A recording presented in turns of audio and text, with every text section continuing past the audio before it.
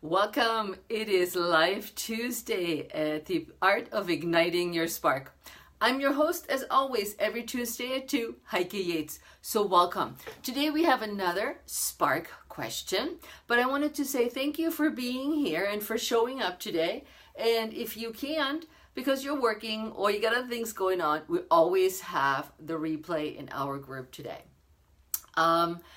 I would like to share with you my new freebie that I want to offer to you in regard to what we're talking about.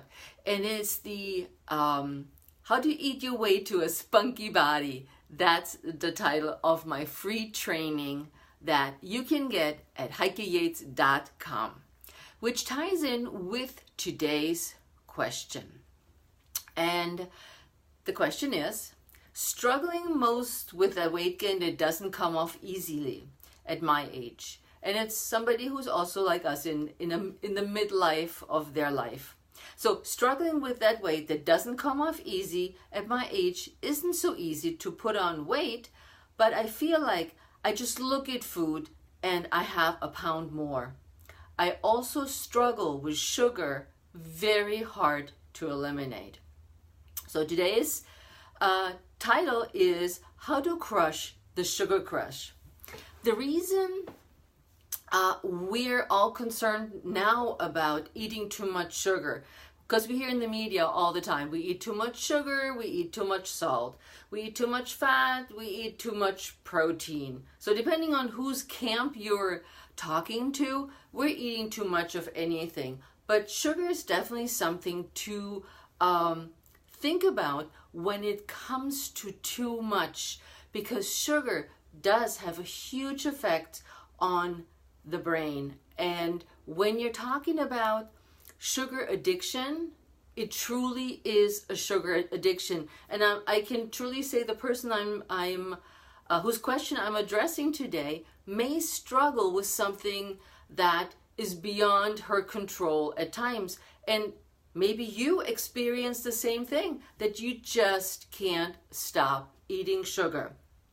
I have noticed, and you may have become aware of that too, a lot of the diets that are currently out there, and I'm not naming names, focus on reducing inflammation.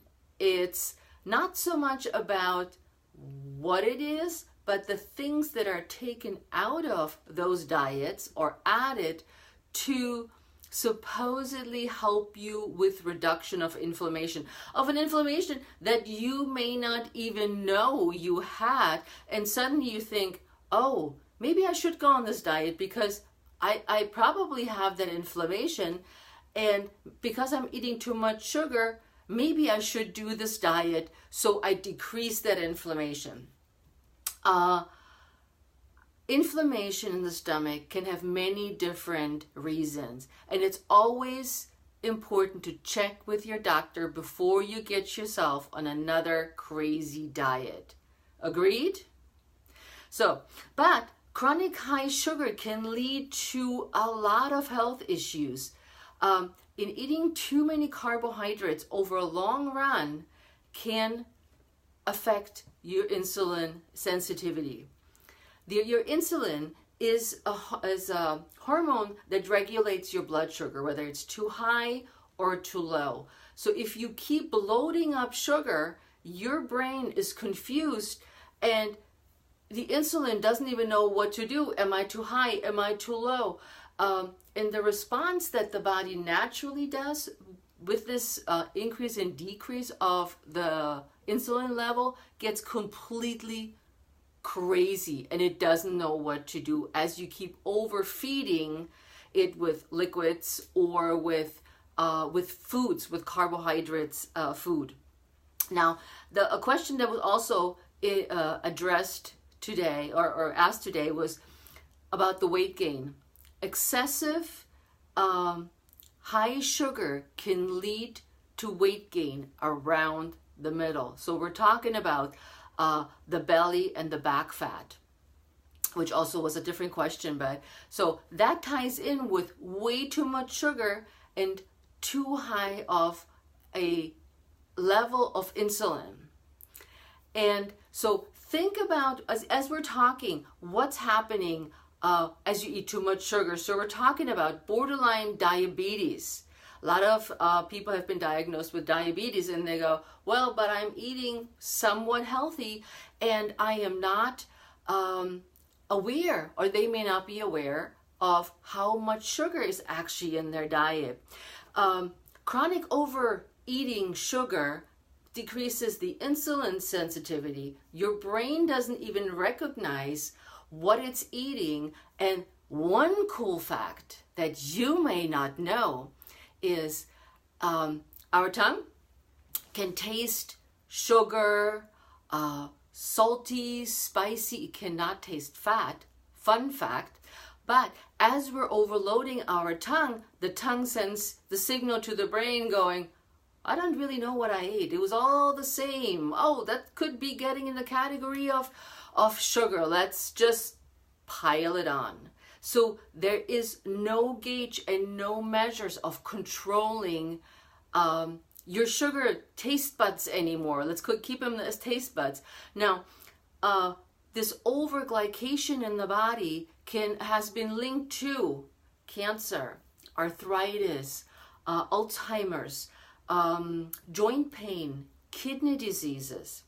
So these overloading of the sugar not only has belly fat and back fat, it can have serious health complications.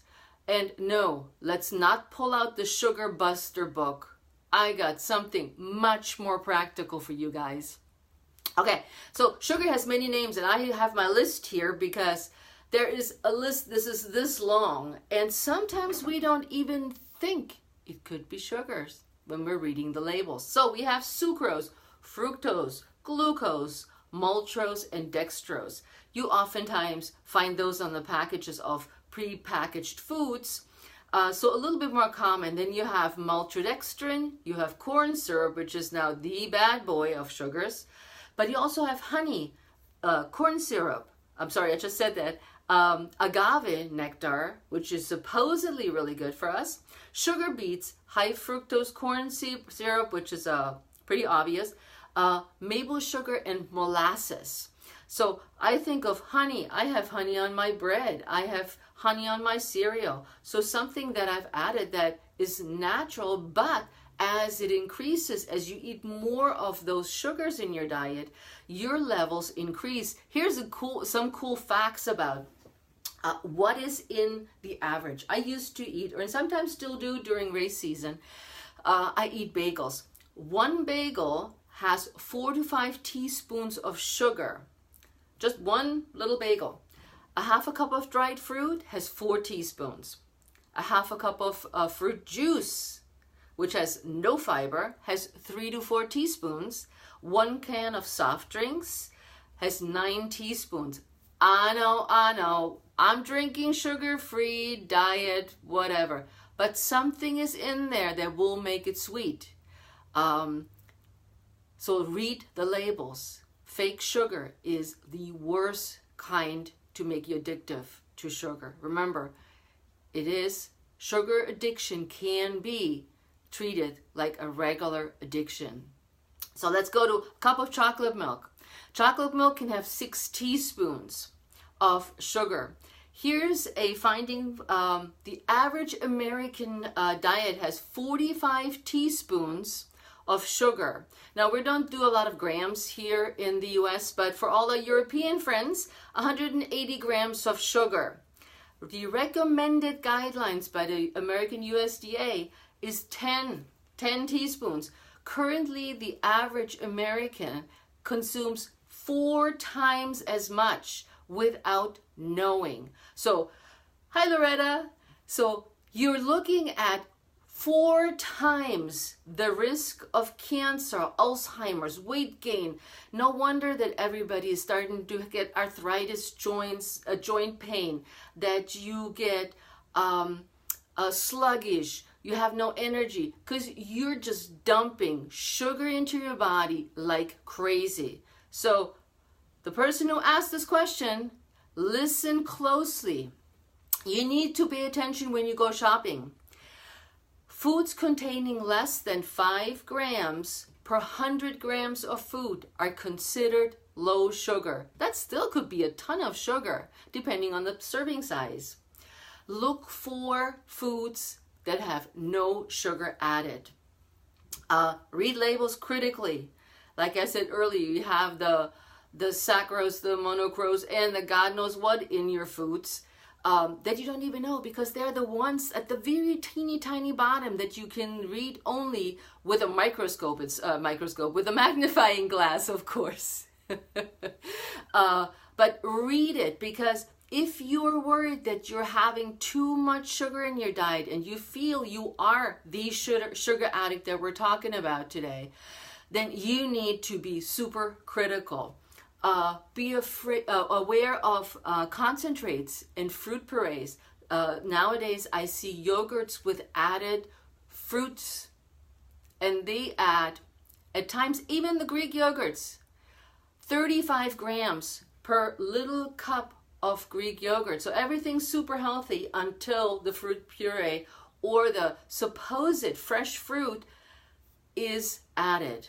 Okay, here are several ways how you can crush your sugar crush. Sounds interesting. I thought it would sound cute.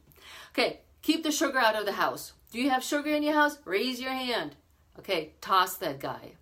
My husband uses sugar for some of his baking. I know, we're working on it, but throw out the sugar. You don't need it. Stay away from places that have sugar. What comes to mind? The Starbucks of this world, the bakeries, the 4 p.m. or 3 in the afternoon, I am so tired, I need a pick-me-up. These are the places you want to stay away from. The Snickers bar at the vending machine is sugar, and it's not a healthy choice and a good choice. Avoid adding sugar to the foods, which I think most of us don't add sugar other than we bake potentially. I don't bake, so I don't know, but keep it out of the house, keep it away from you. Stay away from people that are tempting you to eat sugar. Tell the girlfriend, hey, listen, we're not going to get that donut, which is probably the worst thing I can think of. I would think probably more like Danish as a German, something like that. So stay away from people that tempt you, that constantly talk about, oh, let's get a piece of pie. How about a piece of pie for dessert? Or re-educate them as well. You can go cold turkey for 1 to 2 weeks and get reel in your sugar cravings. You know what? It will give you freaking crazy headaches and will make you jittery, and sleeplessness may be a part of it. So this will be hardcore. If you're going for, I'm going cold turkey for 1 to 2 weeks, I would say think about it. Maybe do the strategies like read the labels, not add more sugar to your diet. Really look at your diet of the things that you eat frequently, eat a variety of foods. Let me go back to share this with you one more time. Hydrate. If you're not hydrating, you may get sugar cravings. So think about that. If you don't eat enough or frequent enough, definitely a big one. You grab whatever comes next, and you will most likely reach for something sweet and easy on the run and on the go. You may have picked up an eating habit that at 8 o'clock at night, this is where the bowl of ice cream comes out. You can change these habits and over time reduce the sugar as you go, and take preventative measures. And I want to add, as a last heads up, the reason why you crave sugar is you ate too much pasta. As a triathlete and marathon runner, we do often eat pasta the night before, the carb loading night. But the truth really is we have loaded up all week. This is just a reason for the big hurrah and maybe a drink before the race and pat ourselves on the back and wish ourselves a good race. But we're really not changing our glycogen levels much, if at all, for that one big pasta night before the race. So check with your lifestyle. See, are you drinking enough? Are you eating often enough and frequent enough? I'm not talking big portions.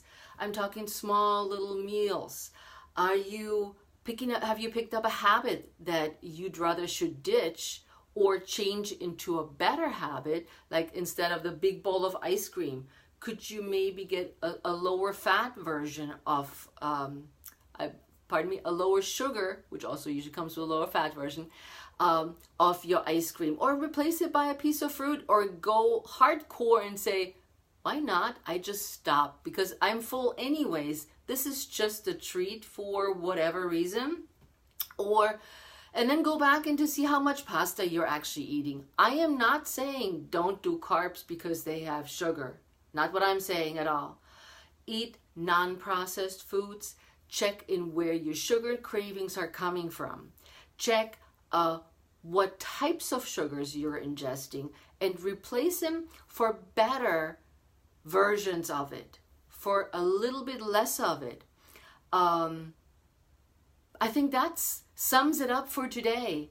I didn't see any questions from anybody today, so let me know if you can get going and crush your sugar crush and which strategy worked the best. If you have questions, post them below and I will check back and try to do my best to answer it as specific as I can. So crush the sugar crush and peace out. Love you guys. I'll see you next Tuesday at 2. Remember, on Mondays, I always post this question collection to let me know what you want to talk about and what you are wondering about, confused about, or need help with. So let's chat.